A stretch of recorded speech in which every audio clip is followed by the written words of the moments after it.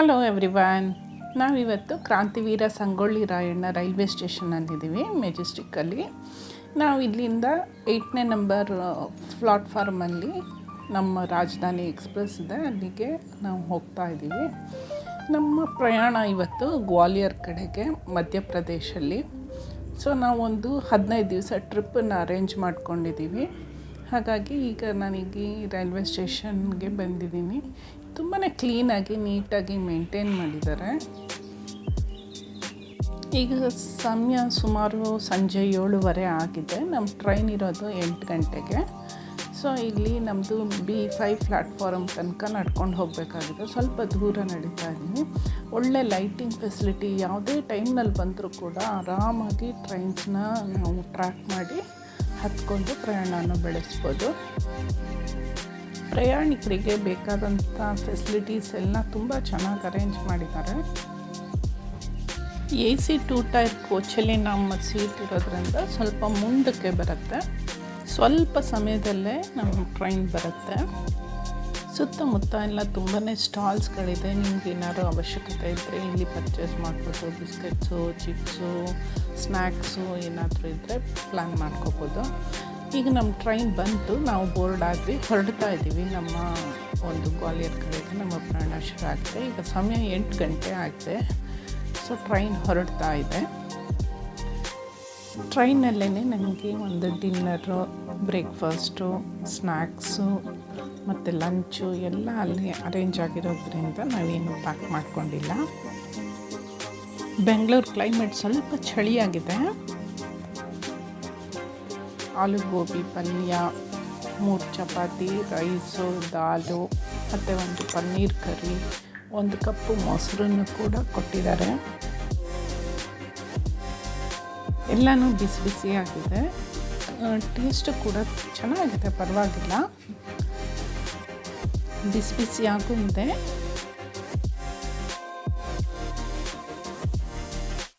ಹಾಗೆ ಊಟ ಆದಮೇಲೆ 1 ಕಪ್ ಐಸ್ ಕ್ರೀಮನ್ನು ಕೂಡ ಕೊಡ್ತಾರೆ.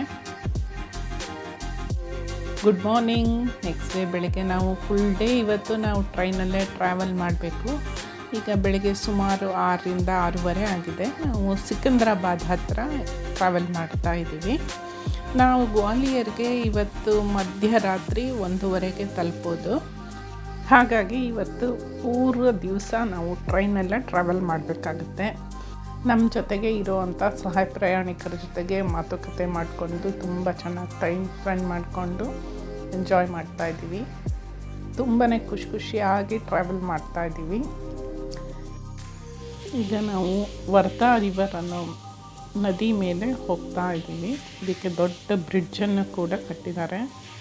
ನೋಡೋಕ್ಕೂ ತುಂಬ ಚೆನ್ನಾಗಿದೆ. ಇದು ದೊಡ್ಡದಾಗಿರುವಂಥ ನದಿ.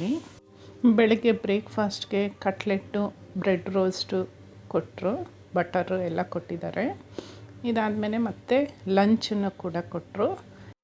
ನೆಕ್ಸ್ಟ್ ಈಗ ನಾವೀಗ ನಾಗ್ಪುರ್ ರೈಲ್ವೆ ಸ್ಟೇಷನ್ಗೆ ಬರ್ತಾ ಇದ್ದೀವಿ. ಸುಮಾರು ಮಧ್ಯಾಹ್ನ 4 ಗಂಟೆ ಆಗಿದೆ ಇವಾಗ.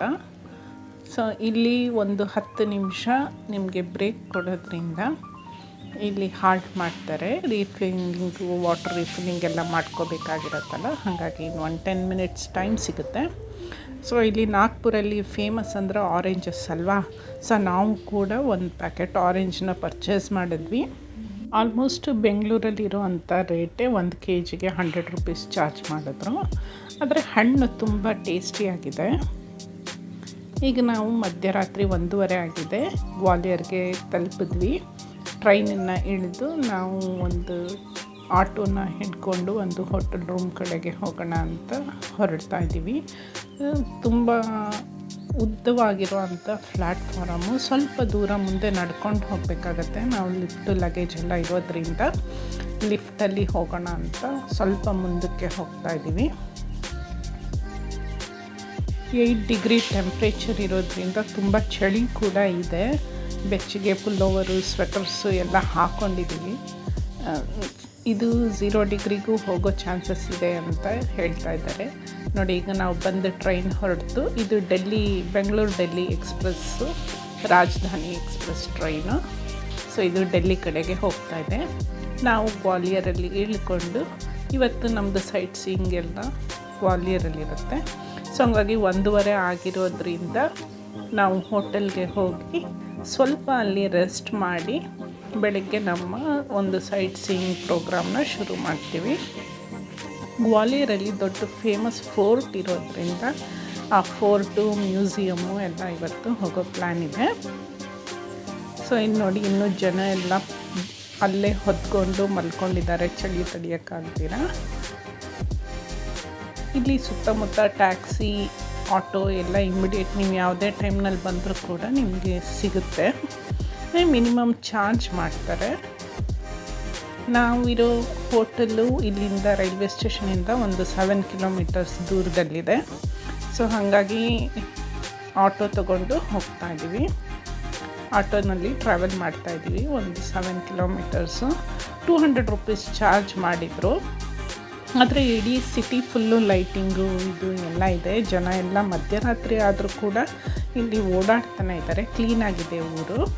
ಇಲ್ಲಿ ಜಗ್ಗೇಶ್ವರಿ ಇನ್ ಅಂತ ನಮ್ಮ ಹೋಟೆಲ್ ರೂಮ್ ಬುಕ್ ಆಗಿದೆ. ತುಂಬಾ ಸಫಿಸ್ಟಿಕೇಟೆಡ್ ಆಗಿರೋ ಅಂಥ ಹೋಟೆಲ್ ರೂಮ್ಸ್ ಕೂಡ ತುಂಬ ಚೆನ್ನಾಗಿದೆ. ಈಗ ನಾವು ಹೋಗಿ ಸ್ವಲ್ಪ ರೆಸ್ಟ್ ಮಾಡಿ ನಾಳೆ ಬೆಳಗ್ಗೆ ಮತ್ತೆ ನಮ್ಮ ಪ್ರಯಾಣನ ಶುರು ಮಾಡ್ತೀವಿ. ರೂಮ್ಸ್ ಎಲ್ಲ ಈ ರೀತಿಯಾಗಿದೆ. ತುಂಬ ಕ್ಲೀನಾಗಿ ಮೇಂಟೈನ್ ಮಾಡಿದ್ದಾರೆ. ಇದು ನಮ್ಮದು ಡೇ 1 ದಿನಚರಿಯನ್ನು ನಿಮಗೆ ತಿಳಿಸ್ಕೊಟ್ಟಿದ್ದೀನಿ. ಮತ್ತು ನಾನು ನಿಮಗೆ ನಾಳೆ ದಿನಚರಿನ ಅಪ್ಡೇಟ್ ಮಾಡ್ತೀನಿ. Thank you for watching. Keep watching.